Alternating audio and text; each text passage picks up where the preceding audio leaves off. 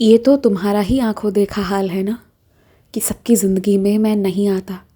तुमने खुद भी बहुत कोशिशें की हैं, ज़बरदस्ती भी करा है, पर क्या सबकी ज़िंदगी में मैं जा पाया? नहीं ना। उसमें से बहुत चुनिंदा वो बच्चे थे जिन्होंने मेरा नाम, मेरी पूजा आराधना करना शुरू करा। तो यहाँ से तुम्हें ये विदित होना चाहिए कि जब मैं आ गया हूँ ना, तो अब मैं इस तरह आकर बैठ गया हूँ कि जितने भी कष्ट थे, जितने भी पाप दोष थे, जो भी था, उसे कैसे दूर करना है, तुम्हारे बुरे कर्म को कैसे नष्ट करना है, ये मेरी जिम्मेदारी है। और तुम्हें ये मालूम होना चाहिए कि मेरे आने के बाद अपने प्राणों के दुश्मन तुम खुद ना बनो।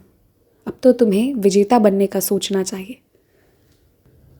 तुम्हारे पास जो सच्चरित्र रखी हुई हैं, उसमें से कोई ऐसे 2 इंसान होंगे जिन्हें उसकी ज़रूरत होगी, मैं तुम्हें दर्शा दूंगा और तुम उन्हें ही मेरी सच्चरित्र भेंट स्वरूप दे देना।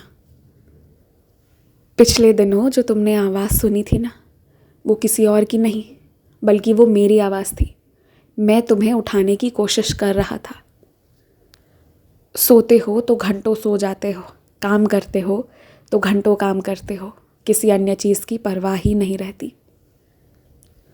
और इसीलिए अब ये मेरा काम बन गया है तुम्हें समय से सुलाना, समय से उठाना और खिलाना पिलाना भी।